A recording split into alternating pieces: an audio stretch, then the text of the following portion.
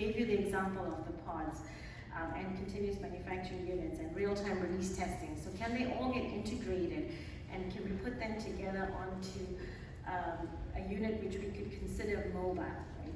This is, from a technology perspective, probably not too difficult.